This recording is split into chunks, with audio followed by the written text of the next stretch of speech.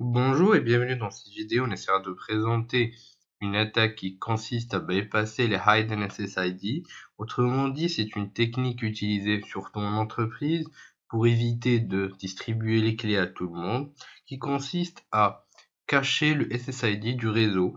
Donc il suffira d'avoir le SSID, vous le rentrez, donc c'est une sorte de réseau caché, et vous rentrez. On verra que c'est une technique misérable, entre parenthèses, pour cacher pour protéger son réseau sans fil. Pour cette présentation, nous allons suivre le plan suivant. Nous allons commencer par une petite introduction afin d'obtenir les SSID et les outils qu'on va utiliser.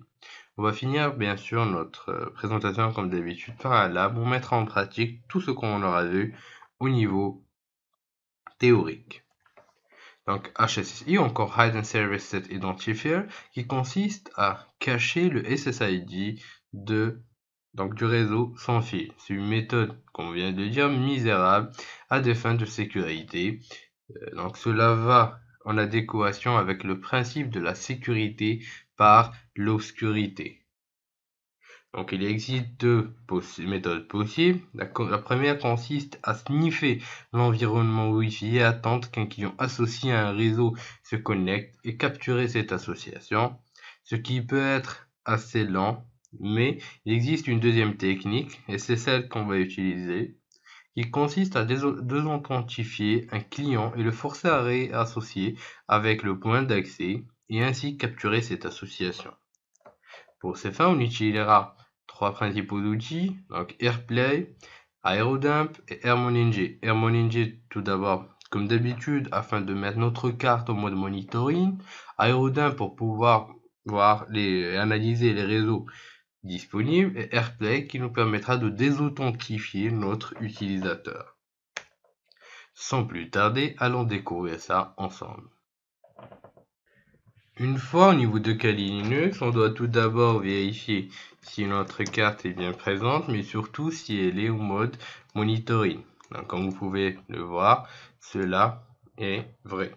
Donc maintenant que c'est fait, nous allons essayer de scanner les réseaux dont on dispose, donc les réseaux sans fil, avec la commande AeroDump W10 mode. Alors, le scan commence en quelques secondes.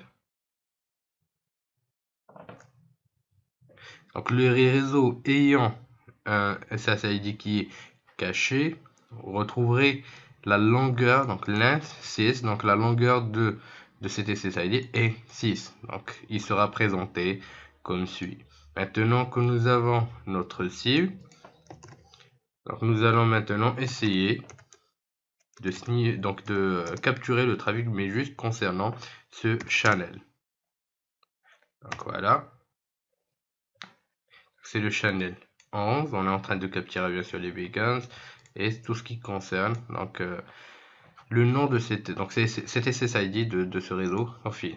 Donc maintenant que c'est fait, nous allons maintenant essayer de désauthentifier. Donc le AirPlay va nous aider à désauthentifier un client dans ce réseau afin de le faire réassocier avec ce point d'accès, et c'est là que nous aurons l'information que nous prisons. Donc le -0 c'est pour désauthentifier. Le 5 ça veut dire qu'on va utiliser 5 paquets de désauthentification.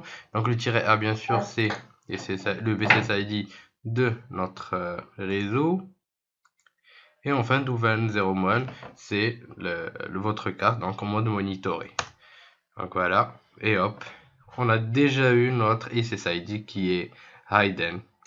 Donc vous verrez que cette technique est vraiment très simple à utiliser, mais aussi d'un point de vue SSI, donc les HSSI, donc c'est une technique minable à cacher les réseaux, donc cacher le point d'accès, ça ne sert à rien. Donc j'espère que vous avez vu que vraiment on peut récupérer ce nom en quelques secondes seulement et à quel point cela peut être dangereux. Donc, on verra plus tard, spécialement dans la formation spécialisée dans les réseaux sans fil, comment on peut performer des attaques beaucoup plus avancées sur les réseaux, puisque pour moi, à ma vue, les réseaux sans fil restent une des plus grandes vulnérabilités. eux-mêmes c'est une vulnérabilité, puisqu'ils permettent à n'importe qui de tester cette sécurité. On verra même comment on pourra bypasser tout ce qui concerne les authentifications Radius par exemple, etc. Pendant cette présentation, nous avons pu découvrir le principe du SSID caché, comment les récupérer, et on a pu découvrir que la sécurité par l'obscurité n'est pas toujours une bonne solution. Parfois, cela peut être encore plus faillible que des clés telles que le WPA qui sont facilement craquables. Je vous dis merci de votre suivi et à la prochaine vidéo.